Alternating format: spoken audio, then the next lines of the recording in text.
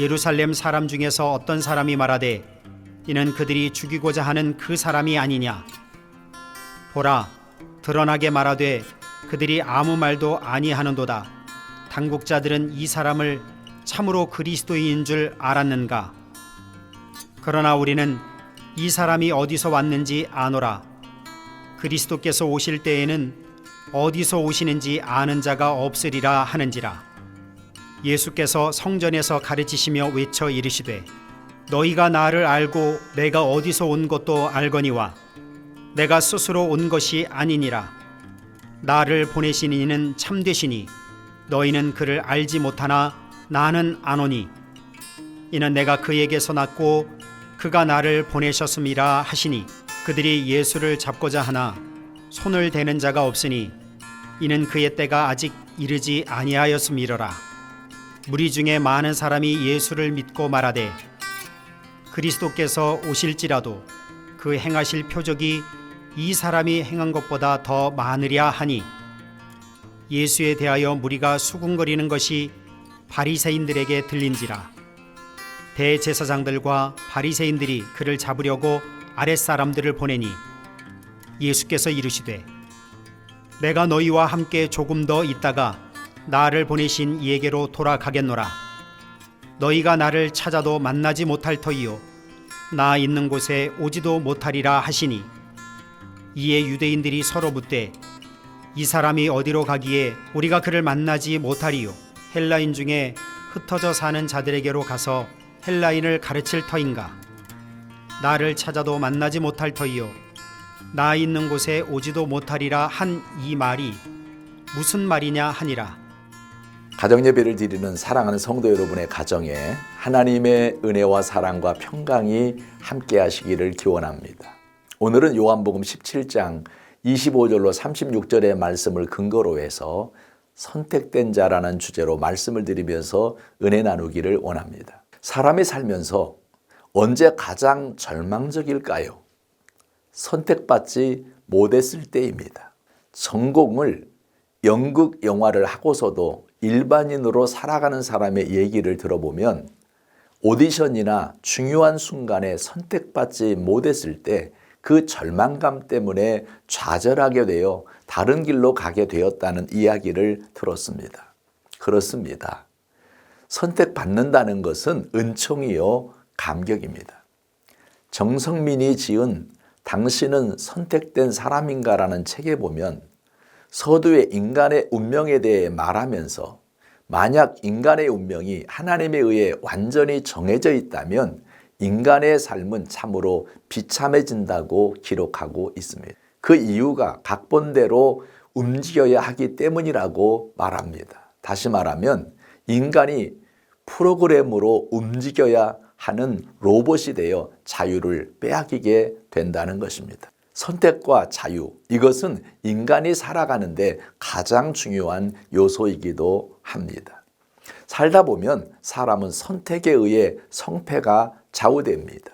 좋은 곳에 선택되어져야 하고 좋은 것을 선택할 수 있는 안목이 있어야 합니다. 그 결과로 저와 여러분의 현재가 있기 때문입니다.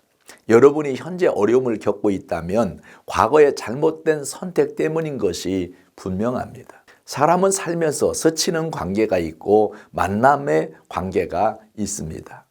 스치는 관계에서는 그 사람이 누구인지 정도는 알지만 그 사람이 어떤 사람인지는 잘 모릅니다. 그러나 만남의 관계를 이루다 보면 그 사람이 어떤 사람인지를 알게 됩니다.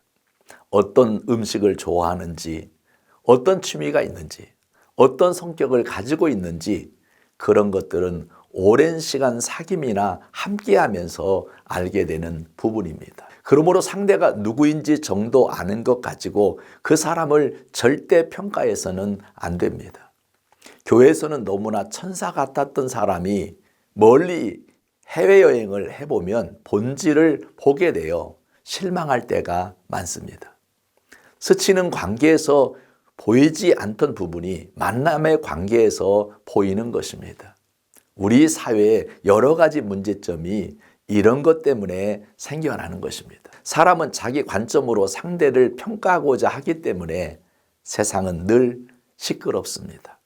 잘못된 자기 관점으로 그 사람을 평가절하함으로 한 사람의 인생을 만신창이로 만들어 버립니다. 그리고 생각 없이 인터넷에 올려버립니다. 오늘날 얼마나 많은 사람들이 확실치 않은 추측 기사나 거짓 유포로 피해를 보는지 모릅니다. 자기의 의식과 잣대로 상대를 바라보고 비난을 쏟아부으며 평가하기 때문입니다. 그런 사람들 때문에 인권을 보호받지 못하는 사람이 너무나 많습니다. 우리 기독교도 그렇습니다. 비난의 글을 쓰는 많은 사람들은 그야말로 예수님과 스치는 관계를 이루었을 뿐 만남의 관계를 이루지 못한 변두리 사람들입니다. 예수님을 만난 적도 없고 다만 예수님이 누구인지에 대해 들어서 아는 정도입니다. 그런 사람이 마치 그 사람과 살아본 것처럼 그 사람에 대해 너무나 잘 아는 것처럼 함부로 욕되게 하는 것이 그런 것입니다. 저는 오늘 많은 사람 가운데 특별히 하나님께 선택된 자에 대해서 말씀드리기를 원합니다.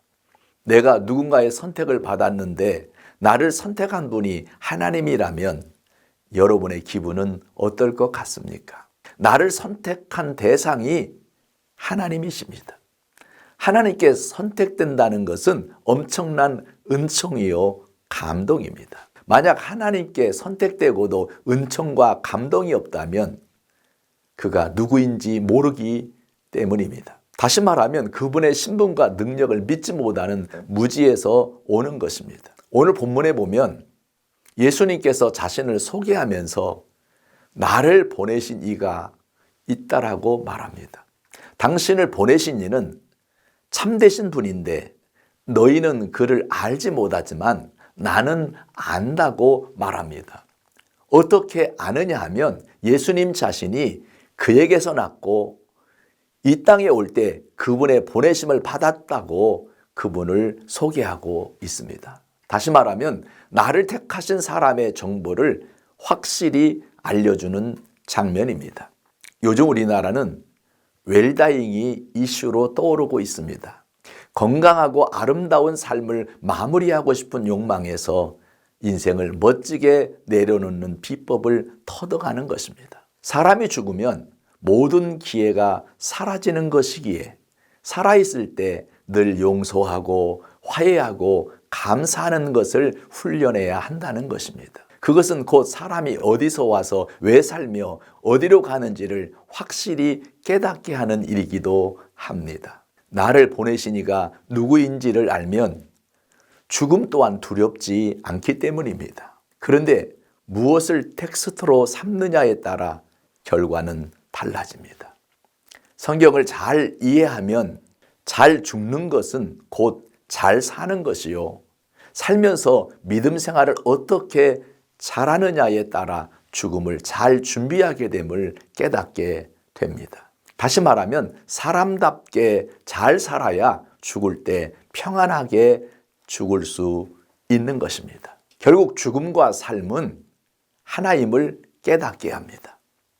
현대 철학자 셀리 케이건은 예일대학교 교양정교 강좌에서 죽음, 정의, 행복 이 세 가지 주제의 강의로 아이비리그 3대 명강의를 하는 분이라고 불립니다. 그는 17년 연속 예일대학교 최고 명강의로 한 번뿐인 인생 서로 사랑하며 살아요를 강조하고 있습니다. 그의 강의 중에서 유명한 가르침이 바로 웰다잉인데 삶은 죽음이 있기 때문에 비로소 완성되는 가장 위대한 본질이며 죽음의 본질을 이해하면 가치 있는 삶을 살 수 있다고 말했습니다. 그렇습니다. 삶과 죽음은 연결선상에 있습니다.